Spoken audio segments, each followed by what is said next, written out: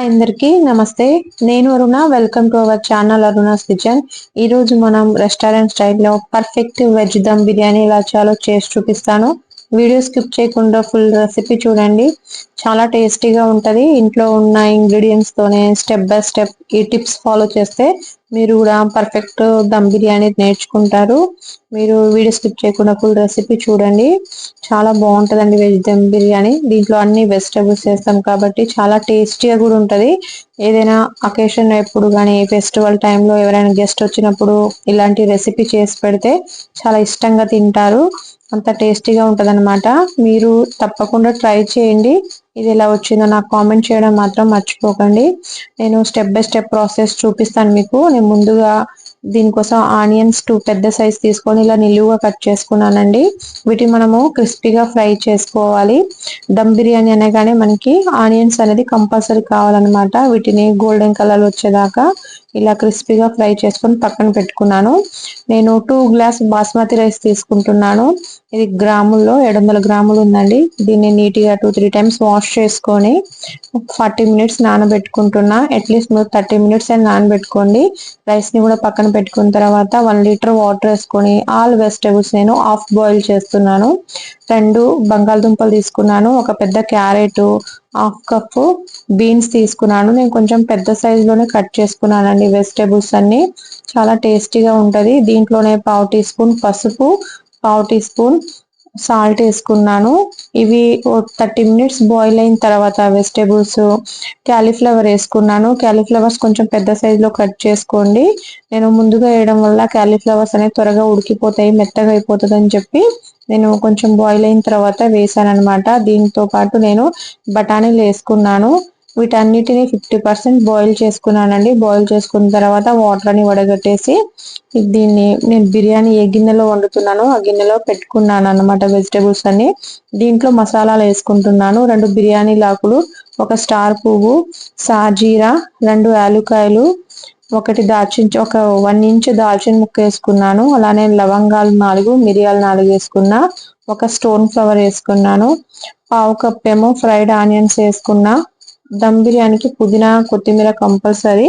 నేను కొంచెం పుదీనాను, కొంచెం కొత్తిమీర వేసుకున్నాను. అలానే 1 స్పూన్ ధనియాల పౌడరు, 1 స్పూను జీలకర్ర పౌడర్. అలానే ఇది షాహీ జీరా బిర్యానీ మసాలా అండి. వెజ్ బిర్యానీ ఇది ఎక్కడైనా అవైలబుల్ గా దొరుకుతుంది.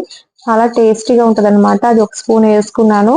హాఫ్ స్పూన్ పసుపు, 1 స్పూన్ సాల్ట్, అలానే 1.5 స్పూను రెడ్ చిల్లీ పౌడర్ వేసుకున్నాను. కారంకి తగ్గట్టు వేసుకోండి మీరు కూడా. 2 గ్రీన్ చిల్లీ వేసుకొని ఇలా నిలువుగా కట్ చేసుకున్న. Fresh ginger garlic paste 1 spoon వేసుకున్నాను. ఫ్రెష్ కర్డ్, పెరుగు 1 బౌల్ వేసుకున్నాను. ఎప్పుడైనా దమ్ బిర్యానీ చేసేటప్పుడు పెరుగు అనేది ఫ్రెష్ ఉంటేనే టేస్ట్ ఉంటది. అలానే 1 లెమన్ తీసుకున్నానండి, లెమన్ జ్యూసు. ఈ మసాలాలన్నిటినీ ఈ వెజిటబుల్స్ అన్ని బాగా కోట్ అయ్యేటట్టు మిక్స్ చేసుకోవాలి, కలపాలన్నమాట. వీటన్నిటిని మిక్స్ చేసుకుని దమ్ చేసుకోవడం వల్ల మనకి మంచి టేస్ట్ అనేది వస్తుంది. నేను ఇందాక ఆనియన్స్ ఫ్రై చేసుకున్నాను కదా, దాంట్లో ఆయిల్ 2 స్పూన్స్ వేసుకున్నాను నేను.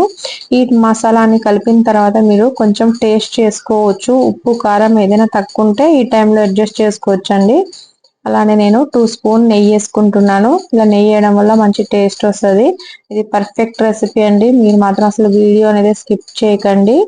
2 స్పూన్ వేసుకొని మళ్ళీ ఒకసారి కలుపుకుంటున్నాను. ఇలా కలుపుకోకపోయినా మీరు ఇలా మినిమం 15 మినిట్స్ పక్కన పెట్టేయండి వెజిటేబుల్స్ అన్ని. నేను కలుపుకొని పెట్టుకున్నా. ఇప్పుడు మనము రైస్ బాయిల్ చేసుకుంటున్నాము. నేను ఒక పెద్ద గిన్నె పెట్టుకొని 2 లీటర్ వాటర్ యాడ్ చేసుకున్నానండి. వాటర్ లో 1/2 స్పూన్ ఆయిల్ వేసుకున్నాను.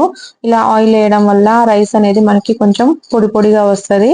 దీంట్లోనే 1 బిర్యానీ ఆకు, స్టార్ పువ్వు, జావిత్రి 1, 1 ఎలాచి, 1 పెప్పర్ ను, 1 లవంగం అవి వేసుకున్నాను నేను ఒక్కొక్కటే.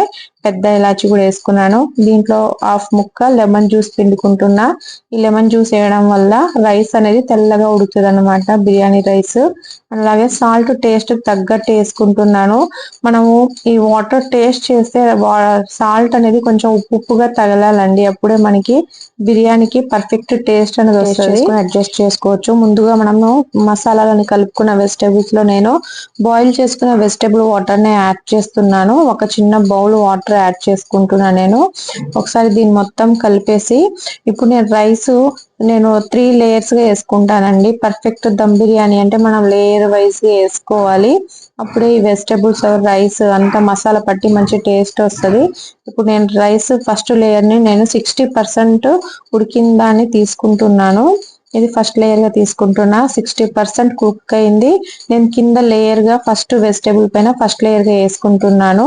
మనం ఒక బౌల్ వాటర్ అనేది యాడ్ చేసాం కదా, ఆ స్టీమ్స్ కి అవన్నీ ఈ రైస్ అంతా కూడా పర్ఫెక్ట్ గా ఉడికిపోతుంది. అసలు ముద్దగా అవ్వదు అన్నమాట, మెత్తగా. మళ్ళీ ఇంకో 2-3 మినిట్స్ తర్వాత మనం కొంచెం రైస్ కుక్ చేసుకున్నాము. దీన్ని నేను సెకండ్ లేయర్ 70% కుక్ చేస్తున్న రైస్ ని తీసుకున్నా. దీన్ని సెకండ్ లేయర్ గా వేసుకున్నాను. ఇక మిగిలిన రైస్ మొత్తం నేను 80% కుక్ అయిన తర్వాత థర్డ్ లేయర్ గా తీసుకుంటాను. లేయర్ వైజ్ గా తీసుకుంటే పర్ఫెక్ట్ గా మనకి ఉడికిపోతుంది అనమాట స్టీమ్ కి.